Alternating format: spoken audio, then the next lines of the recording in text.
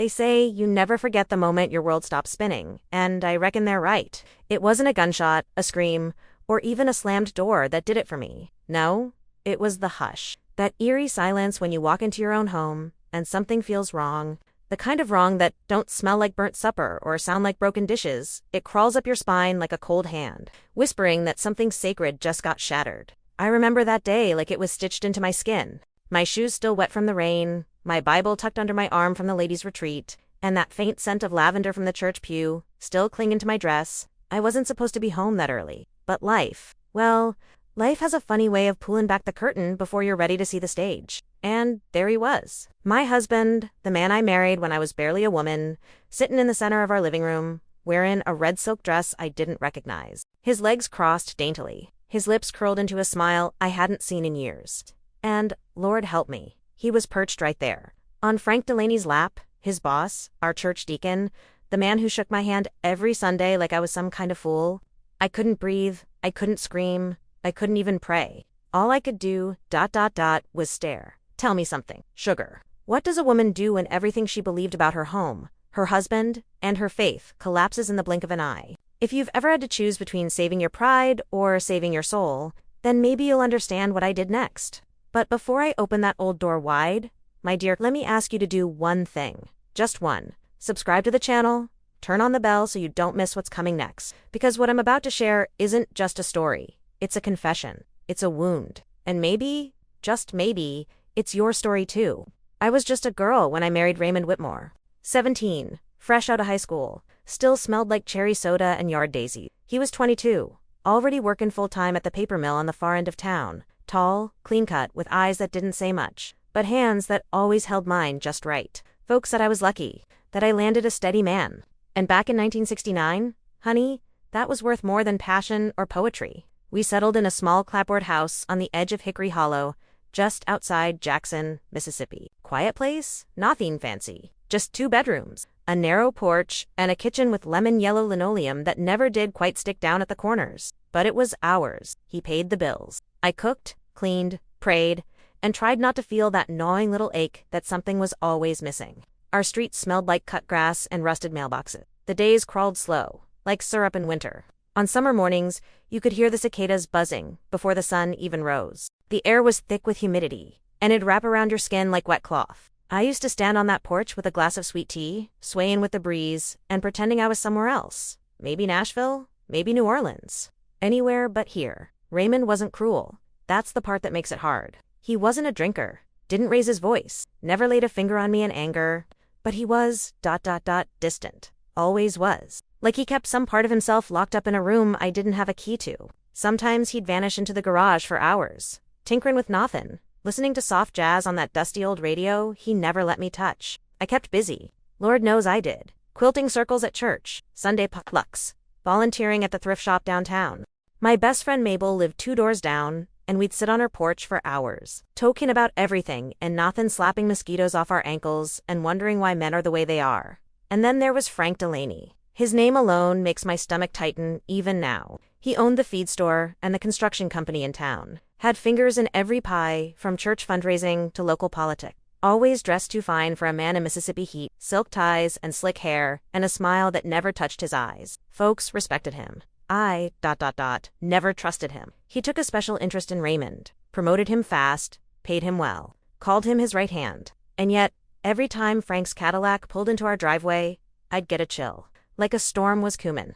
Like something was about to snap. It was a humid September when the memory I'm about to tell y'all got burned into my bones. The kind of heat that makes your sheets stick to your back, and the flies don't even bother buzzing. The church ladies had planned a weekend retreat in Natchez prayers, worship music, homemade pies, and Bible study. I needed the break. I'd been feeling restless, heavy, and maybe deep down. I hoped a weekend with the Lord might patch the holes I couldn't name. Raymond kissed me on the cheek before I left. No warmth, just routine. His hand lingered on my shoulder, like he wanted to say something, but he didn't. I remember standing in the kitchen, holding my overnight bag, wondering if he'd notice if I just never came back. But I did. I came back. And baby, if I could go back and stop myself from opening that front door early, if I could tell that girl to turn around and never look back, maybe I would have. Maybe I would have spared her the sight that would haunt her for the next 40 years. But life doesn't give us do-overs, just stories. And this one, well, it starts with a storm on the horizon. Literally. The sky that Sunday turned a strange greenish gray, and thunder rumbled low like an old man groaning. I'd gotten a headache, one of those migraines that feel like your skull's trying to split in two. So I caught a ride home with Sister Joan and her grandson. Told Em I'd be fine. Told Em I just needed rest. But the Lord, ... Well, he was already staring the winds of truth. When I pulled into that gravel driveway, the house looked still. Too still. No lawnmower hum, no radio. Just the faint creak of the porch swing moving in the wind. I remember thinking, maybe he's out back. But the screen door was unlatched, and the smell of cologne, not his usual musk, but something sweeter, like roses and smoke, hung thick in the air. I stepped inside, and what I saw next, well, baby girl, we'll get to that soon enough. But first, tell me something. Have you ever loved someone so deep that when they broke you, it shattered not just your heart, but your sense of who you were? I wish I could tell you, I screamed. I wish I could say I stormed in there like a fury out of the Psalms, flipping chairs and throwing words like daggers. But the truth is, I didn't move. I couldn't. I just stood there, soaked to the bone from the rain, my hands still clutching the handles of my floral weekend bag, watching the scene unravel like it was a dream I was praying to wake up from. Raymond, my Raymond, he was wearing a red silk dress. Not a nightgown, not a robe. A full-on knee-length spaghetti strap, red silk dress, the kind Mabel used to call husband poison, meant for lipstick nights and sin. He had on pantyhose too. I could see the sheen on his calves, the lace peeking out at the top where the dress didn't quite fit right. His hair, which he'd always kept short, was brushed out and parted, tucked behind his ears with precision. There was lipstick smeared across his top lip, sloppily done, like a child playing with mama's makeup. And there sitting like royalty on my plaid armchair was Frank Delaney, still in his church suit, tie loosened, one hand resting on Raymond's thigh like he owned it, his other arm draped casually behind my husband's back. And Lord, help me, they were laughing like I wasn't real, like I was just some bad commercial interrupting their show. The click of the screen door behind me must have startled them. Raymond's head whipped around, and for one split second, I saw something in his eyes that I hadn't seen in years. Fear, not of me, not of consequences, but fear of being seen, of being known. His face went pale, and his lips parted like he wanted to explain. But the words died in his throat. Frank didn't move, didn't flinch. He just looked at me with that smug, condescending smile he always wore when talking about those poor lost souls during Sunday sermon. Like he was above all this. Like I was the one interrupting some sacred moment. "Eleanor," he said, smooth as bourbon, "you're home early." I didn't answer. Couldn't. My heart was pounding so hard I thought it might knock the air right out of me. I felt a rush of heat crawl up my chest and face, not just rage, but shame. Like I had walked in on something dirty. Like I was the intruder in my own home. Raymond finally stood up, the hem of the dress swaying around his knees. He was barefoot. His wedding band, the one I'd put on his hand at that tiny Baptist church decades ago, still gleamed under the lamplight. But everything else about him looked unfamiliar, foreign, like a stranger had crawled into my husband's skin. "Ellie," he stammered. It's not what you think." I let out a sound, not quite a laugh, not quite a cry. Just this dry, broken cough of disbelief. I took a step back. My heels caught on the rug. I nearly fell. "Don't," I whispered. "Don't you dare lie to me?" He took a step forward, arms outstretched like he thought he could gather me in, fix this with a hug. I flinched, not out of fear, but out of fury. "How long?" I asked. Silence. I said it again, louder. "How long, Raymond?" He dropped his arms, lowered his head, didn't answer. And Frank, that smug son of a preacher, had the audacity to speak. "Eleanor," he said, like I was being unreasonable, "we didn't mean for you to find out this way. This way. As if there was ever a good way to find your husband cross-dressing on another man's lap. A man who'd baptized your niece, no less." I turned and walked out. I don't remember grabbing my car key. Don't remember starting the ignition. All I know is that I was driven down Highway 18 with the windows rolled down, the rain soaking my hair, and my own breath in so loud it drowned out the gospel station on the radio. I didn't cry. Not yet. I just kept driven, past the diner, past the church, past the fields where kids used to play baseball in the summer. Every light blurred through the tears I refused to let fall. Every memory I'd built with him cracked like ice beneath my tires. How long had he been hiding this? Was it just the dress? Or was there more? Did he ever love me? Or was I just a mask he wore? I pulled into Mabel's driveway sometime near midnight. She opened the door in her nightgown and curlers, took one look at my face, and, without a word, wrapped me in her arms. That night, I slept on our couch. And I didn't dream. I just laid there, waiting for the pain to begin. I didn't go back home for 4 days. Not because I was afraid. I wasn't. I was ashamed. Not of him. Not really. But of me. Ashamed that I hadn't seen it. Ashamed that I'd let myself be fooled. Ashamed that somehow, deep down, I thought this might have been my fault. The devil loves to twist a woman's heart like that. Makes her think if she'd been prettier, more adventurous, less strict, more affectionate, less her, maybe he wouldn't be wandered. Maybe he wouldn't be needed someone else. Someone different. Mabel tried to talk sense into me. Said Ellie, "Baby, this ain't on you. Grown men make their own choices. You didn't put him in that dress?" I nodded, smiled, drank the tea she poured me. But in the dark, when she'd gone to bed and the house fell still, I'd curl up on that lumpy couch, blanket up to my chin, and cry like I did when I lost Mama. I felt hollow, like someone had scooped out all the soft parts of me and left only the shell. It wasn't just the betrayal. It was the replacement. Raymond had always been quiet, but he was mine. Or I thought he was. He held my hand during Rev Clark's sermons, even when his palms got sweaty. He kissed me on the cheek before work. He helped me plant tomatoes every spring. Now, all that felt like a lie. And Frank? That snake. The thought of him, smug and composed, touching my husband like he owned him, it made my stomach churn, made my skin crawl. And yet, I couldn't stop picturing it. That silk dress, that room, their laughter, the lipstick. I started questioning everything. Was he ever truly mine? Did he ever love me the way I loved him? Was I just a disguise he wore, like that dress, to pass as something he wasn't? The grief settled in my bones, slow and heavy. I walked through Mabel's house like a ghost. I folded laundry that wasn't mine, washed dishes I didn't dirty, just to do something, just to feel real. On the 3rd day, I opened my Bible. Not to read, just to hold it. It opened to Psalms. Psalm 6, verse 6. I am weary with my groaning. All the night make I my bed to swim. I water my couch with my tears. I closed it, held it against my chest, and cried. That night, Raymond called. Mabel answered. "He wants to talk," she said, covering the receiver with her hand. I shook my head. She nodded, but not in agreement, in understanding. She hung up. He called again and again. Left messages, apologies, excuses. I never meant to hurt you. It was just part of me I couldn't explain. You were always good to me. I still love you. But love doesn't hide in shadows. Love doesn't wear masks.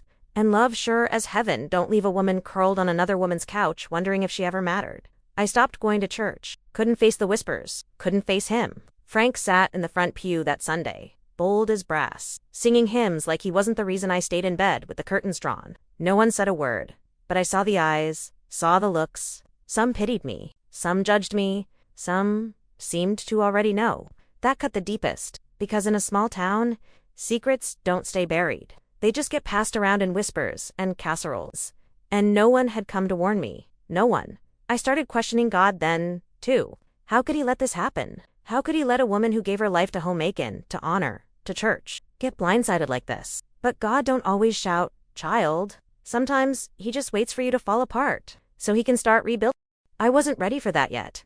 I was still breaking, still bleeding, still wondering if I'd ever feel whole again. But in the middle of that storm, I heard a whisper. Not from Raymond, not from Frank, not even from Mabel, from somewhere deeper, softer, wiser. It said, "You are not what he did to you. You are not what he hid from you. You are still mine." And in that stillness, I felt the first thread of strength, pulling me back toward myself. It didn't happen all at once. Sugar. Healing never does. There's no light switch that flips the pain off. No hymn that undoes betrayal. Sometimes, the turning point isn't a shout. It's a whisper, barely loud enough for even your own soul to hear. For me, it started with a pale blue dress. Not his. Mine. I'd been sleeping on Mabel's old pull-out sofa for days. The springs groaned every time I turned in my sleep, and the musty smell of her lilac-scented throw pillows clung to my hair. But somehow, even with the aches and the silence, I felt safer there than I did in the house I'd built with Raymond. That morning, the sun poured in softer than usual. Not blazing like most Mississippi mornings. It was shy, gentle, almost as if the good Lord was saying, "Take a breath, baby girl." I sat up, rubbed my eyes, and caught my reflection in the hallway mirror.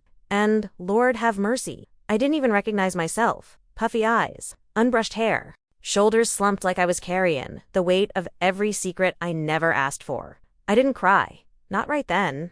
I just stared at the woman in the glass and whispered, "I don't know who you are anymore." That's when Mabel walked in, quiet as a cat, holding a hanger draped in something soft. She didn't say a word at first, just looked at me with those kind eyes of hers. Then, as she laid the dress on the edge of the couch, she said, "You forgot your beautiful Eleanor. Let me help you remember." It was her Sunday best from way back when, a powder blue dress with white stitching on the collar, delicate and sweet. She brushed my hair like Mama used to do when I was a little girl, then fastened a pair of her pearl clip-ons to my ears. I hadn't worn earrings in months, maybe longer, but they made me feel like I had a place in the world again. We didn't go to our regular cafe that day. She drove us across town to a diner nobody knew us in. The waitress didn't ask questions, just poured our coffee and smiled. I ordered fried green tomatoes and hush puppies. Mabel got meatloaf. We didn't speak much until dessert. That's when she looked at me and asked, "What now, Ellie?" I didn't answer right away, just stirred my iced tea and listened to the ice clink against the glass. That question echoed louder than any sermon I'd ever heard. What now? Go back to that house. Pretend I hadn't seen what I saw. Put my apron back on and act like my heart hadn't been ripped from my chest? No, ma'am. I couldn't live like that. I needed something, anything, to feel like mine. Not borrowed, not shared, not twisted into someone else's lie. That very afternoon, I asked Mabel to drive me to the Jackson Public Library. Walking through those big glass doors felt like crossing a bridge. My hands were shaken, but my spine was straight. I walked up to the front desk and asked for the manager. Her name was Miss Karen, wore her gray hair in a bun, and had readers hanging from a beaded chain around her neck. I told her I'd been a housewife for 35 years, that I hadn't worked outside the home since I was 17, that I loved books, and that I needed a job, not for the money, but for my mind. She didn't flinch, just smiled and said, "We could use someone like you." I nearly cried right there, surrounded by dusty shelves and a group of toddlers giggling in the children's section. A week later, I was wearing a name tag, Mrs. Whitmore, library assistant, and honey, I wore it like armor. I learned the Dewey Decimal System, reshelved novels with care, and helped old folks sign up for their first email accounts. My hands, once used to scrubbing floors and rolling pie dough, now touched spines of books that smelled like history and hope. Each morning, I passed by the courthouse steps, and every time, I paused, not to look for Raymond, not to wonder about Frank, but to whisper to myself, "You're still standin', Ellie." Raymond's letters came like clockwork. First, every other day, then every week. His words were lined with guilt. "I'm sorry, I never meant to hurt you. I still love you." He said Frank was gone, said he wanted to talk, said he missed our life. But not once did he ask how I was. Not once did he mention the look in my eyes the moment I walked in on him. It was always about his shame, his confusion, his needs. So I stopped opening the letters. I tucked them in a box and slid it under the bed at Mabel's. If he couldn't see me, truly see me, then his words had no place in my hands. Instead, I started journaling. Every night after work, I'd sit by Mabel's front window with a cup of chamomile and pour my thoughts into a little leather notebook. At first, they were sharp, jagged, full of questions I didn't dare speak aloud. Was I ever enough? Was it all a lie? What now? But then, something shifted. Slowly, the entries changed. Today, a little girl hugged me for helping her find a princess book. Today, I smiled at myself in the mirror and didn't look away. Today, I chose peace and child. That's when I knew that was the moment. The turning point. Not a bang, not a confrontation, not a courtroom scene. Just a woman sitting by a window, telling the truth to a page. A quiet return to myself, one line at a time. You ever feel like your body's moving forward, but your spirit's still sitting on the floor somewhere, staring at a wall that cracked the day your heart broke? That was me. A full month had passed since the night I found Raymond Weir in that red silk dress, nestled in the lap of the man who once baptized my niece. I'd gotten real good at putting on a brave face, showing up to the library, alphabetizing shelves, smiling at the children who came in for story time. I even wore lipstick some days. But, baby, inside, I was still walking through fog. And then came the envelope. It was a Tuesday, humid, the kind of southern heat that clings to your back and makes the air feel heavy with sea. Miss Karen handed me the mail and said, "This one's got your name on it, hun. No return address, just my full name. Eleanor May Whitmore, written in Raymond's shaky print." I nearly tossed it straight into the bin. But something, maybe curiosity, maybe closure, made me slip it into my purse instead. That night, after I'd poured myself some chamomile and settled under the window lamp, I opened it. Inside was a letter and a photograph. The letter was short, just 5 lines. "Ellie, I know I hurt you. I don't expect forgiveness. I only hope you'll believe I never meant to make you feel small. This is who I am. I hid it for decades. I'm tired of hiding. I hope one day you'll see me. Not just what I did, but who I am. Raymond and the photo. It was of him, alone this time, standing in front of our old magnolia tree, wearing a soft cream dress, his posture proud, not ashamed. But there was sadness in his eyes, a kind I hadn't seen before. I stared at that photo for a long time. My fingers trembled, not out of rage, but because I realized something. He wasn't asking to come back. He was asking to be seen. And sugar, that was the moment the final crack in my heart let in a bit of light. Don't get me wrong, I wasn't ready to sit across from him. Wasn't ready to forgive. But I did see him. And that hurt in a whole new way. Because now I had to decide who I was going to be. The wife left behind, the betrayed, or a woman who could rise even when the world around her shifted under her feet. The next morning, I put on my nicest blouse, the cream one with the lace collar. Mabel asked where I was going. I just said, home. The house looked the same, but it didn't feel like mine anymore. I opened the door, stepped into the kitchen, and it hit me. The smell. Old cologne. Dust. Faint perfume. Too. Not mine. And silence. Not the comforting kind. The hollow kind. Like memories had packed up and moved out. I walked through each room, slow. Ran my fingers along the old dining table. Touched the wall where our wedding photo used to hang. Past the mirror where I used to fix my hair before church. Everything felt ... paused. Until I got to the bedroom. That's where I found it. A shoebox. On top. A folded piece of paper. My name on it. Inside. Dresses. Scarves. A pair of red heels. Lipstick. Jewelry. A journal. His. And at the bottom, tucked between a silk blouse and a copy of Leaves of Grass. Our wedding photo. I sat on the bed and held that photo in my lap. We looked so young. So sure. But now, I knew, even back then, he was hiding. And I was trying to hold a man I didn't really know. I cried, baby. Not loud, not messy, just tears that ran hot and steady. Because grieving someone who's still alive, that's a special kind of pain. And then I did something I never thought I'd do. I wrote him back. Raymond, I don't understand all of it. I don't know if I ever will. But I see now that you were wearing masks for longer than I realized. And I can't carry both our truths anymore. So I'm setting mine down here. I'm leaving the house. You can have it. I'm starting over. I wish you peace. Eleanor, I sealed it. Left it on the bed with the photo. Walked out that door, barefoot, feeling the wood beneath my feet for the first time in years. And honey, I didn't look back. Not because I hated him, but because I was done being a shadow in someone else's life. That was the day I stopped surviving and started living. It's a strange thing. Human back to yourself after years of living as someone's echo. It's like waking up in your own skin, feeling how it sags in places, how it carries stories in its folds, and asking softly, is this really me? The morning after I left the letter on the bed and walked out of that house barefoot, I didn't feel strong. I felt empty, like every emotion had been wrung out of me and left to dry on a clothesline of memories I didn't want anymore. But child, emptiness can be holy ground, a blank space for something new to grow. I moved in with Mabel full-time for a while. She cleared out the sewing room and gave me her old iron-framed bed, the one with the creaky springs and pink quilt stitched by her mama back in '52. It was like sleeping in a story, one that didn't belong to Raymond, or Frank, or shame. The library became more than just a job. It was my daily salvation. Every morning, I'd unlock the front doors, take a deep breath, and say hello to silence.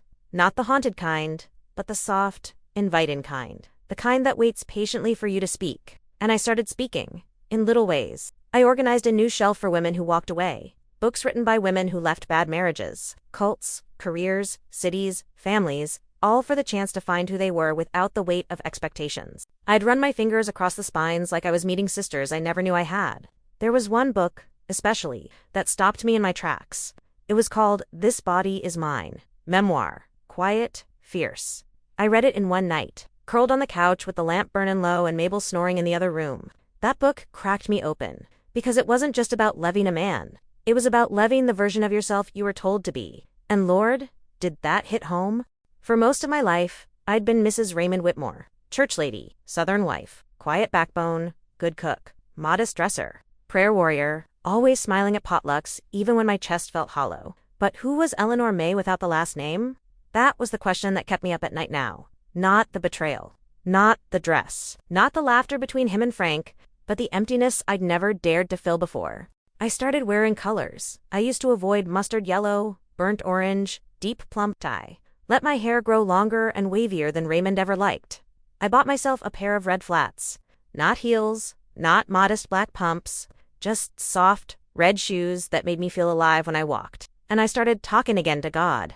Not the way I used to. Not begging for answers. Just sitting still, letting my pain breathe in his presence. And slowly, I felt him whisper back, "You are still mine." Now, don't get me wrong, it wasn't all brave steps and library days.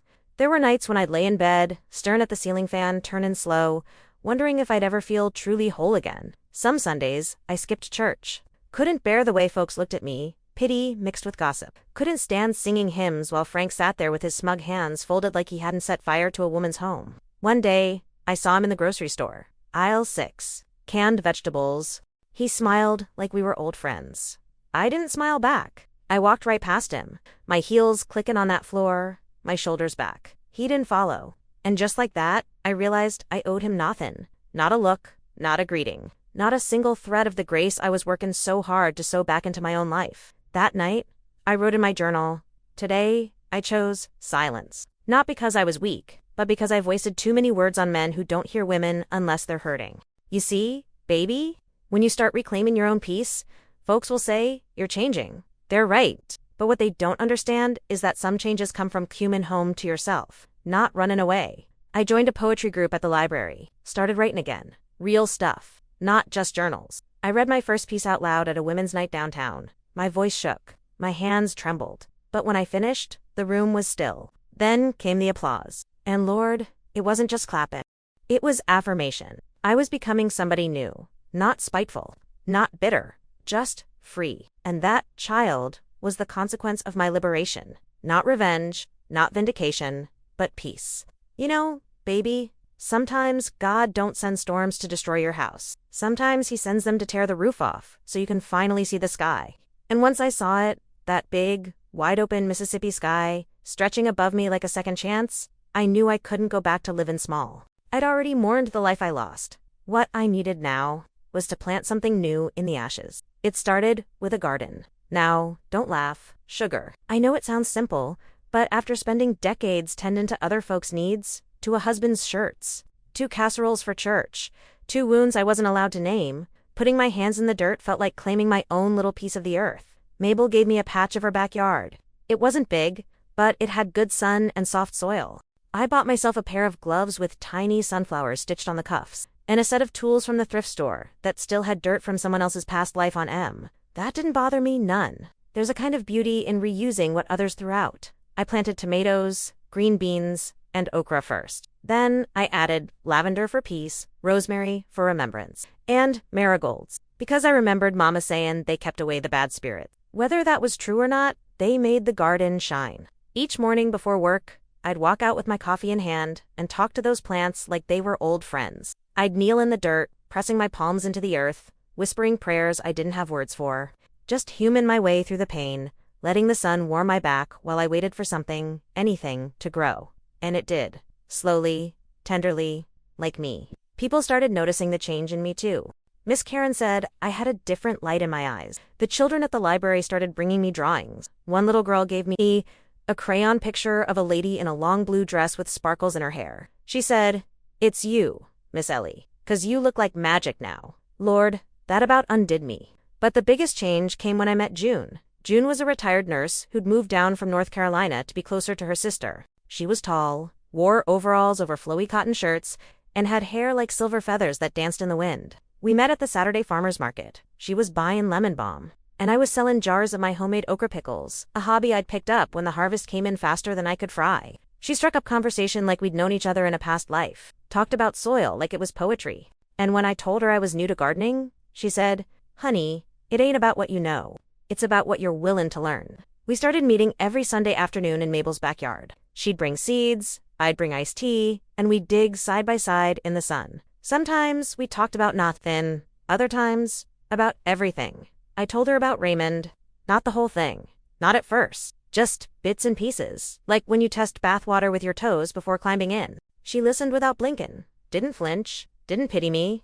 She just said, "You don't owe anyone your silence, Eleanor, not even your past self." That night, I wrote that down in my journal, underlined it twice, and slowly, I found myself telling more about the red dress, the betrayal, the hollow ache that came after, about the shame that clung to me like smoke, even though I hadn't lit the match. June looked me right in the eye and said, "You were faithful. He wasn't. That's on him. But what you do next, that's yours."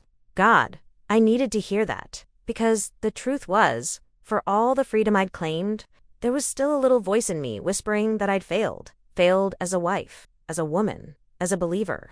But that voice was wrong. And with each seed I planted, each weed I pulled, each laugh I shared with June over a spilled watering can or a crooked row of carrots, I was droning that voice out with truth. One day in late October, I stood at the edge of the garden, hands on my hips, staring at what we'd built. It wasn't perfect, but it was alive. And so was I.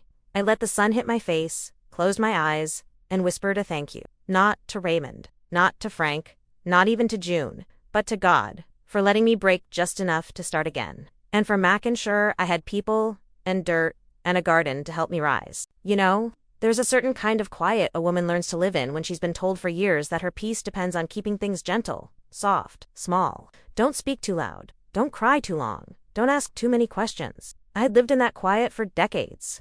It wrapped around my ribs like a corset, tight, polite, and slowly suffocant. But grief, Grief has a funny way of stretching a woman's lungs. And one day, I woke up and realized I didn't want to whisper anymore. It started with a poetry night at the library. Miss Karen had been organizing local events to bring more folks in. Book swaps, history talks, even a crafts night where we all tried and failed to knit socks for charity. But this one Friday, she put a sign-up sheet in the break room. Open mic night theme, rebirth. I stared at it for a week. My name didn't go down. I told myself I had nothing to say. That my story wasn't poetry. It was too jagged, too personal, too messy. But then, one afternoon while reorganizing the Southern fiction section, I found a little book with faded gold letters across the cover. The Brave Women Speak. I flipped it open and found this line on the first page. Your voice is not too much. The room just wasn't big enough. It stopped me cold. I ran my fingers over the words, felt them like they were stitched into my chest. That night, I went home, sat under Mabel's porch light with my journal, and started writing. The words came like tears. Not rushed, not loud, just steady. Line after line poured out of me like I was pulling thread from a needle that had been waiting for years to be used again. I wrote about the dress, about the moment I walked in, about the way silence had choked me louder than any scream. I wrote about picking myself up, barefoot and bruised, and walking out of that house, about the dirt under my nails from plantain peace, about June's voice in my ear saying, "You don't owe anyone your silence." And when I was done, I folded that page in half, and I signed up. When the night came, I wore a cotton blouse the color of sunflower petals and my red flats. I brought Mabel and June with me, and they sat in the front row, eyes bright, hands warm. There were other women read in, to a teacher, a single mama, an artist who'd battled cancer, each story like a lantern in the dark. But when my name was called, Sugar, I almost couldn't stand. My knees were jelly, my mouth dry as the summer dirt. But I walked up there anyway. I unfolded the paper, cleared my throat, and I said, "My name is Eleanor May Whitmore. I was married at 17. I loved a man who didn't know how to love me back. I walked in on him wearing silk and sittin' in the lap of his boss, and it broke me. But I'm here now, not as his wife, not as a victim, but as a woman who learned that silence protects shame, and voice brings light." I read the whole thing. My voice trembled, but I didn't stop.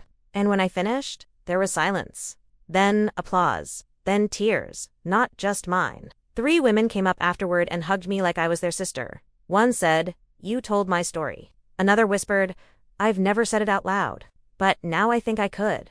That night, I walked home lighter than I'd felt in years. It wasn't just about the poem. It was about the power of telling the truth, raw, unfiltered, and without apology. And I didn't stop there. The library asked me to start a monthly circle for women's stories. I called it the Porch Light Session. We met every third Thursday, sat in a ring of old chairs, drank sweet tea, and took turns telling the truths we were never given space to share. Some were soft, some were sharp, but all were sacred. In that circle, I met Linda, a preacher's wife, who found a letter that shattered her world. I met Teresa, who left a 30-year marriage when she finally admitted she was in love with someone else, and always had been. I met young women, older women, widows, survivors, truth-tellers, and secret keepers, all holding pieces of stories they thought they'd die with. And together, we gave those stories breath. June started bringing her guitar, played slow songs while we read, Sometimes, I'd hum along.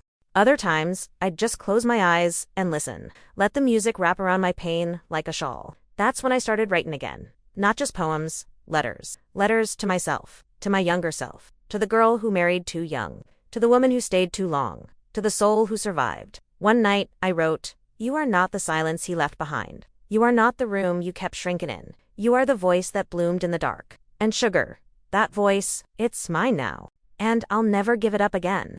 By the time the leaves started changing in Hickory Hollow, I had already shed 3 lifetimes. The first was the girl who believed love meant sacrificing yourself till there was nothing left. The second was the wife who watched her marriage unravel in red silk. And the third was the woman who stayed silent because she thought her pain wasn't loud enough to matter. Now, in this new skin, this softer, braver skin, I was learning how to simply be. To breathe without asking permission. To take up space without shrinking. To stand in front of the mirror and smile. Not because I was perfect, but because I was still here. And that's when he showed up. Not Raymond. Lord, no. This was someone else. His name was Samuel Hart. Folks just called him Sam. He was 62, a retired literature professor from Jackson State who'd moved back to care for his elderly mother.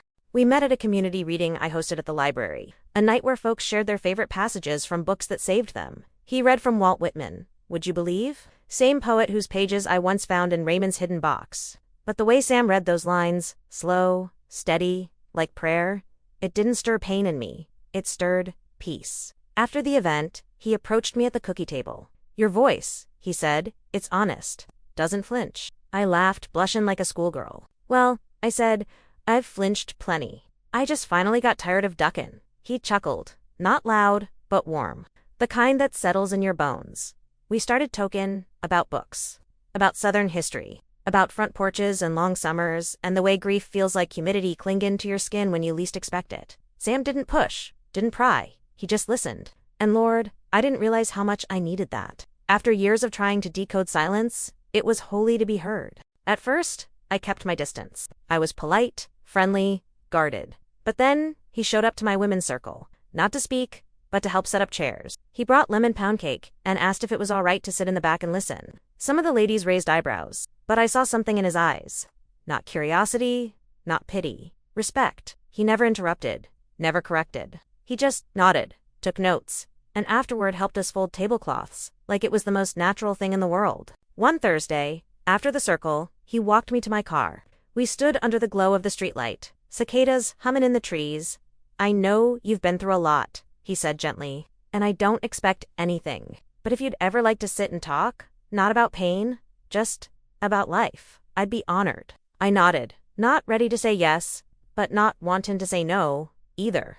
It was a few weeks later when I invited him over for coffee. Not at Mabel's by then. I had my own little rental near the river, with a porch just big enough for 2 rocking chairs and a pot of mums.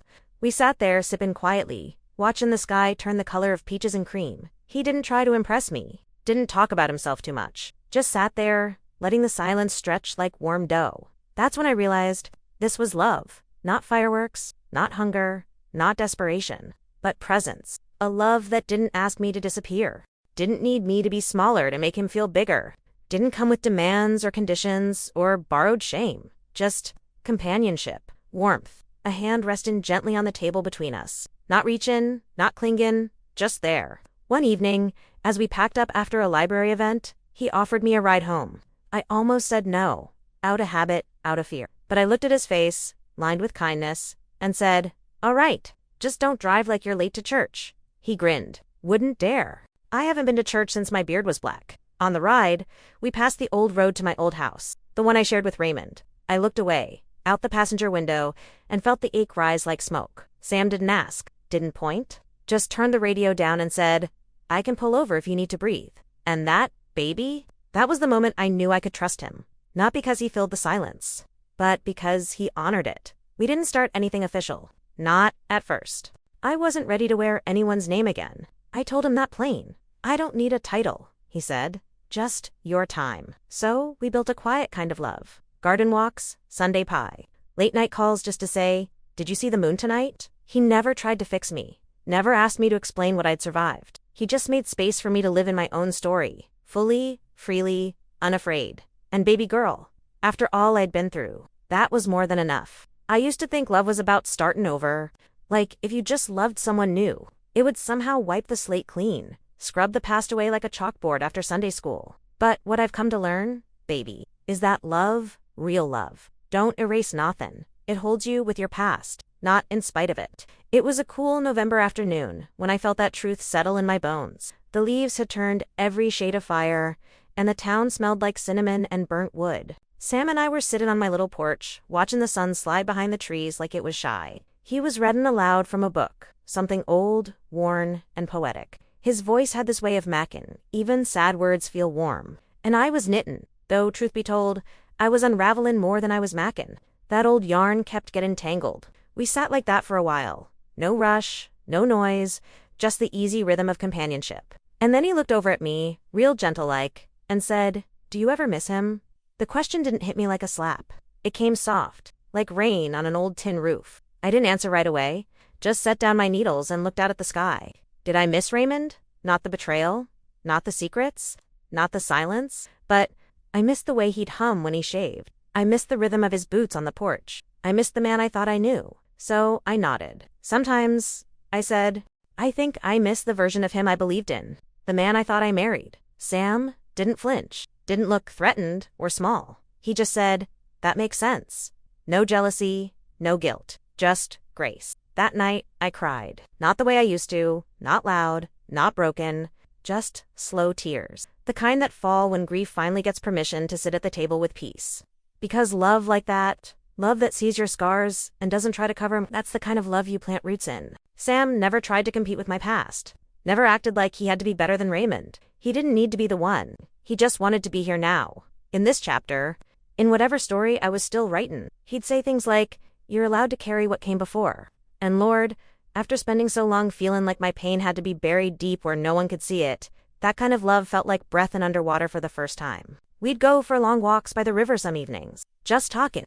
Sometimes we wouldn't even speak, just walking in rhythm, serene silence, like a blanket. One time, we passed by a thrift shop, and I stopped cold in front of the window. There was a red silk dress hanging behind the glass, just like the one I found on Raymond that day. Same cut, same sheen, same memory wrapped in satin. Sam noticed my breath catch. He didn't say a word, just took my hand. I didn't cry, didn't panic. I just looked. And then I said, "It doesn't haunt me like it used to."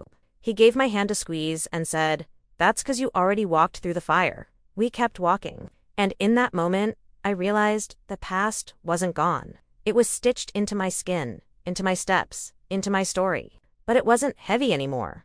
It was history, not baggage. I started talking more openly in my women's circle about that part of the story. Not just the pain, but the grief behind the anger. The love that lingered long after the betrayal. The strange, quiet compassion that sometimes surprised me when I remembered Raymond not as the man who broke me, but as the man who was broken himself. Some folks didn't understand that. They wanted me to stay mad, to hold tight to the wound. But I couldn't do that and still grow. You can't plant new roots in scorched earth. You have to till it, cry into it, forgive it. Not forget, but forgive, so something can bloom. Sam brought me seeds that spring, real ones, wrapped in brown paper, zinnias, sweet peas, wildflowers. We planted them together in the soft soil behind my house. I told him about the first time Raymond ever brought me flowers, just daisies from a roadside stand, wrapped in newspaper. I laughed, remembering how I pressed one in my Bible and forgot it was there till years later. Sam smiled and said, "Let's press these ones too. Not to forget, but to remember that you lived. And that, baby, that's what love looks like after the ashes. Not a fresh start, but a deeper one. One that knows you, all of you, and stays." There's a moment, sugar, somewhere between sorrow and peace, when you catch your reflection in a mirror, not expecting much, and suddenly you see yourself, not the woman you were, not the woman you had to be, but the one you fought like hell to become. That moment came for me on a Tuesday morning. The kettle was whistling, the kitchen window fogged with steam, and I was humming a hymn I hadn't thought of in years, something Mama used to sing while hanging clothes out on the line. The sun spilled soft and golden across the floor, and I caught a glimpse of myself in the little mirror above the sink. I paused, tilted my head, and for the first time in a long while, I smiled at the woman looking back. Not because she was flawless, not because she had it all figured out, but because I recognized her. She wasn't the girl who'd begged a man to love her. She wasn't the wife who'd mistaken silence for loyalty. She wasn't the ghost walking through a house full of lies. She was Eleanor Mayhole, gentle, fierce in her quiet way. And Lord, didn't it feel like human home to myself? That week, I cleared out the last of my boxers. Old things I'd carried with me out of the house I'd once shared with Raymond. Letters I no longer needed. A wedding dress that smelled like mothballs and memory. I donated the dress to a local theater group. Told M maybe someone else could make something new from it. It didn't feel like losing a piece of me. It felt like letting go of a costume I didn't fit in anymore. At the library, I started teaching a class called Women Who Rewrite Themselves. We read stories about second chances, memoirs, poems, short fiction, but more than that, we wrote our own. I watched women, some barely 30, some over 70, pick up pens and rediscover themselves word by word. One of the ladies, Miss Irma, came up to me after class and said, "I used to think I peaked at 35, but now I think I'm just getting started." And I told her, "Baby, flowers bloom when they're ready, not when folks expect." That became our motto. I started wearing what I wanted to. Long patterned skirts, bold earrings. I painted my nails with soft pink polish and let my curls go wild some days, just to remind myself I didn't owe neatness to anyone. Sam, bless him, never once tried to shape me. He just loved me as I was. Messy days, quiet days, days where I didn't want to talk at all. He'd sit beside me on the porch and just be there. That kind of love don't come from fairy tales, baby. That's the kind that's built one brick at a time, with honesty and space and time. One day, he said, "You look different lately." I raised an eyebrow. Older, he smiled. Lighter. And Lord, wasn't that the truth? Not lighter like something was missing, but lighter like I'd finally set down what wasn't mine to carry. Raymond's last letter came in early spring. He'd moved north, started a new life, said he was living openly now, and that he hoped I was happy. I read it. I cried a little. Then I folded it up, placed it gently in my journal, and wrote beneath it, "I release you. I forgive you. But most of all, I forgive myself for ever thinking I had to fix you." That, baby, that was freedom. Mabel threw me a "You're finally you" party that May. Just a handful of friends, sweet tea, lemon bars, and Sam playing soft tunes on his old guitar. They gave me a little plaque that said, "She bloomed anyway." I hung it above my bed. Every night I'd look at it and whisper, "Yes, I did." You see, becoming yourself again after years of bending to fit other folks' shapes. It ain't loud. It ain't fast. It's in the quiet decisions. The first no that don't come with guilt. The first yes that comes from your gut, not obligation. The first day you wake up and don't feel broken, just beautifully unfinished. I started writing my story for real then. Not just journal pages and poems, but a book. Mabel said, "You better finish it before you turn 80. I laughed and told her, "Even if I finish it at 90, it'll be right on time. Because who I am now, sugar. She's not a comeback. She's a becoming. And Lord, don't it feel good to finally belong to yourself? They say when a woman finds her voice, she can't help but lift the voices around her. And child, after everything I walked through, everything I lost, everything I found, there was one thing I knew for sure. I wasn't going to keep my light to myself. It started small, like most things that matter. One night after our women's circle at the library, a young woman named Tessa lingered by the cookie table. She couldn't feed Ben more than 23 tiny thing, barely speaking above a whisper, holding her paper like it weighed 100 pounds. I asked her, "You writin' tonight, sweetheart?" She bit her lip. I was gonna read, but it's stupid. I leaned in close, real gentle, and said, "Baby, if it's yours, it ain't stupid. You're not stupid, and you don't need to be perfect, just honest." She stared at me a moment, then nodded. That night, she read a piece about living, an engagement to a man who made her feel like wallpaper, invisible, replaceable, decorative. And when she finished, the room was quiet. Not awkward quiet, sacred quiet. The kind of stillness that says, "We see you, we hear you, we're with you." That's when I knew what we'd built, what I'd survived, wasn't just for me. It was a map, a lantern, a hand outstretched behind me for the next woman still finding her way in the dark. So I took it further. I started a new series at the library called Letters to the Woman I Was. Each month, we gathered with notebooks and tea, and we wrote to our younger selves, the ones who stayed too long, believed too little in their own worth, gave too much, bent too far. It was hard, at first. Some couldn't write a word. Others wrote pages and wept through every line. But over time, those letters turned into healing.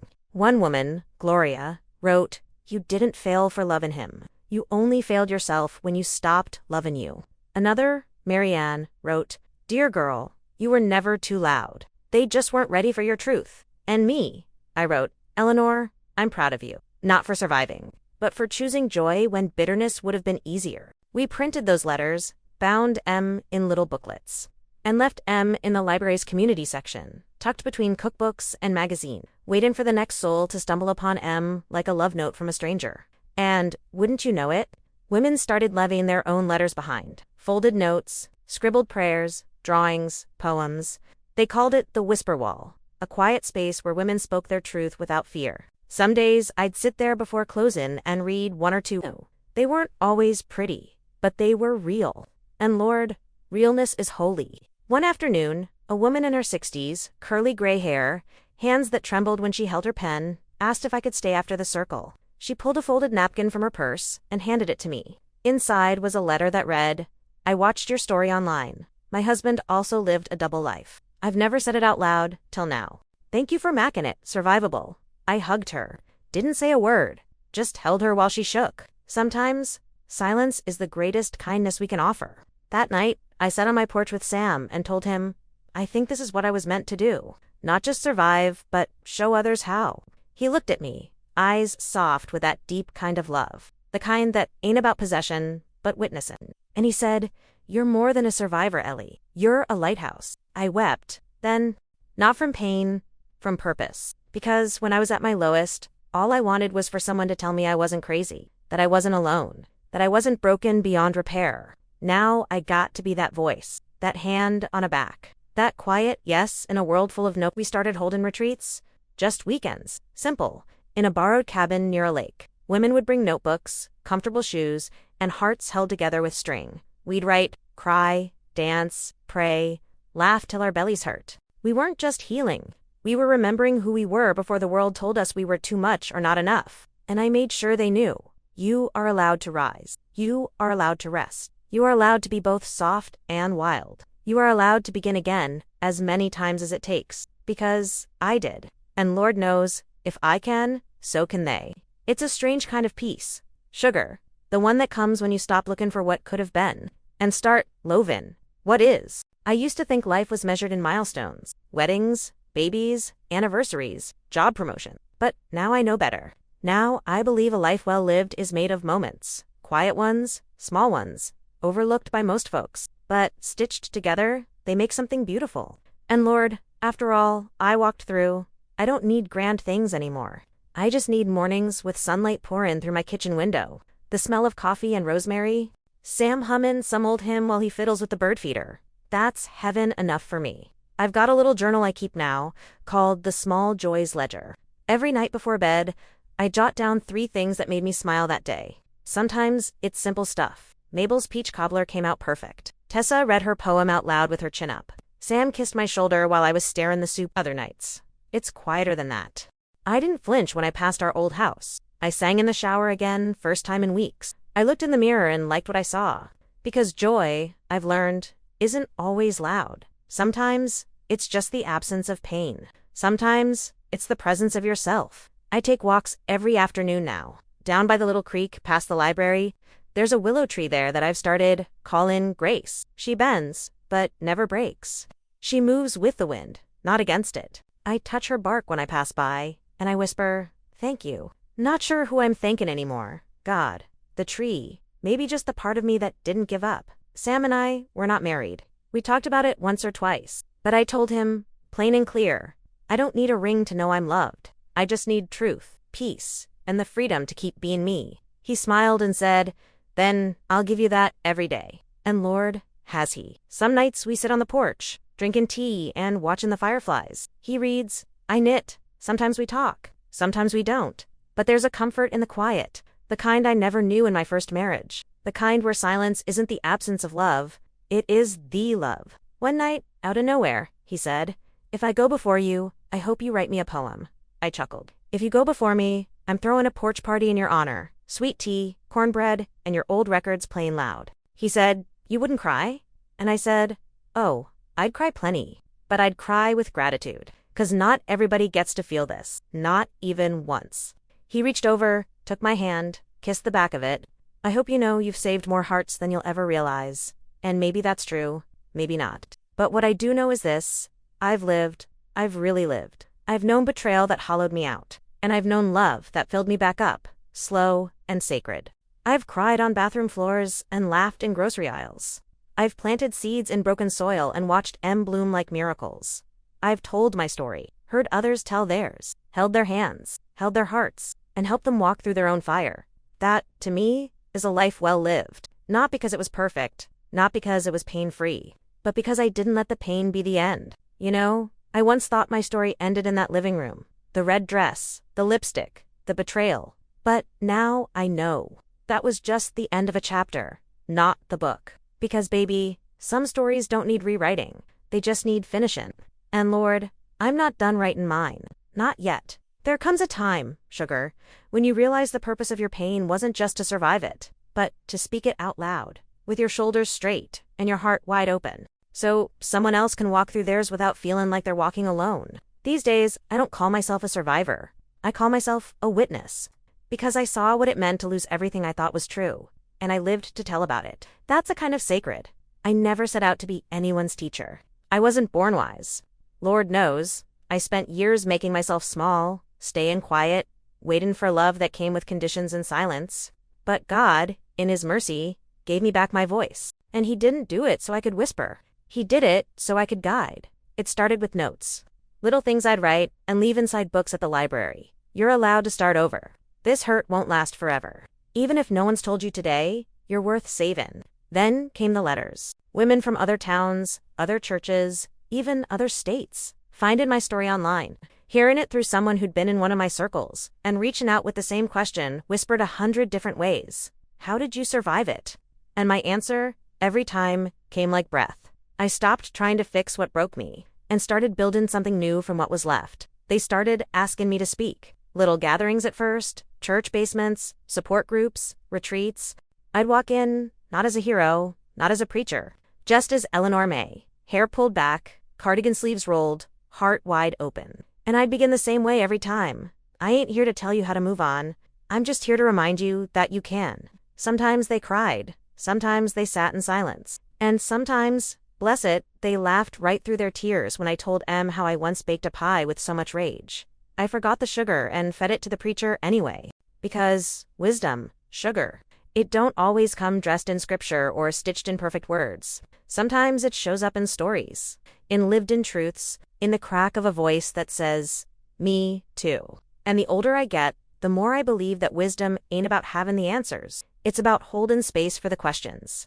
At one retreat, a woman in her 50s stood up, hand trembling, and said, I forgave him, but I never forgave myself for stealing.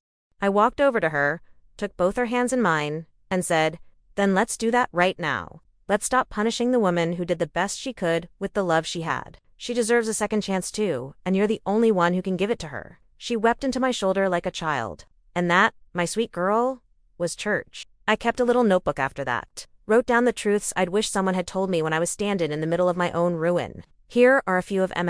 Don't mistake silence for peace. Don't shrink to keep someone else comfortable. It's not your job to carry what broke you. You are not hard to love. You were just loved the wrong way. Grace doesn't mean going back. Sometimes it means walking on. And this one, my favorite. You don't owe your healing to the one who hurt you, but you do owe it to the woman inside you, begging for a life that feels like freedom. That's the kind of wisdom I share now. Not loud, not fancy, just true. Women started calling me Mama May. I didn't ask for it, they just started saying it. One said, you feel like the mama I never had. The one who tells the truth, even when it hurts, but always holds you while she does. And I reckon if I leave nothing else behind in this world, that's enough. Not a big house, not a fancy bank account, not even a perfect story. Just a trail of light behind me, a few lamps left, lit in the dark. A voice that whispers, you're not alone, baby. Keep going. I've been there too, because at the end of the day, that's what we're all looking for, ain't it? Someone to sit beside us in the storm, hand on our back, saying, I see you. I know this hurts, but I promise, you ain't done yet. If you're hearing my voice right now, baby, it means you made it to the end. And I need you to know that ain't nothing small. Because coming to the end of a story like mine, one soaked in betrayal, stitched back together with tears and silence and a whole lot of stubborn grace, it means you're still here. And Lord, there's power in that.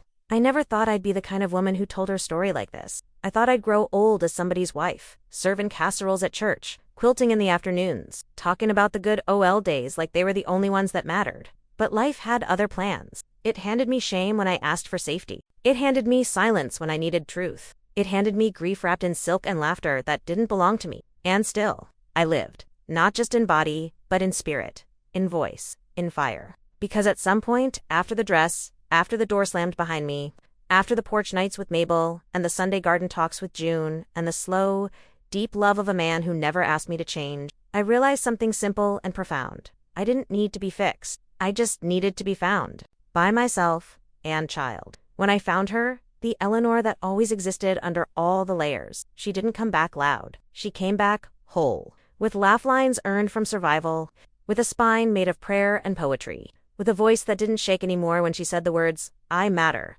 Now, sitting here on my porch, the wind moving gentle through the wind chimes, Sam Redden on the swing beside me. I know I don't have forever, but I also know I don't need forever to leave behind something real. So, if this is the last thing you hear from me, let it be this. You do not need to explain the parts of your story that broke you. You only need to own the parts that rebuilt you. You do not need to go back and rewrite every chapter. You only need to keep turning the page. And you do not need to wait for someone to rescue you. Because, sugar, you are your own rescue. There will be days you forget that. Days when the past knocks at your door, we're in the same cologne.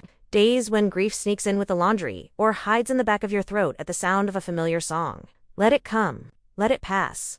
Let it remind you that you're human. But don't let it steal what you've earned. Because you didn't come this far just to survive. You came this far to shine.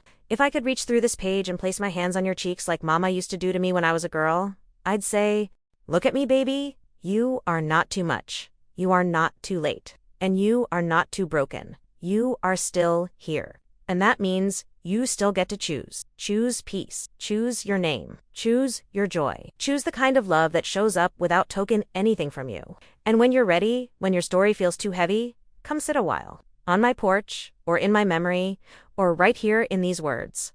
I'll pour the tea. We'll talk. We'll cry if we need to. And then we'll keep going. Together.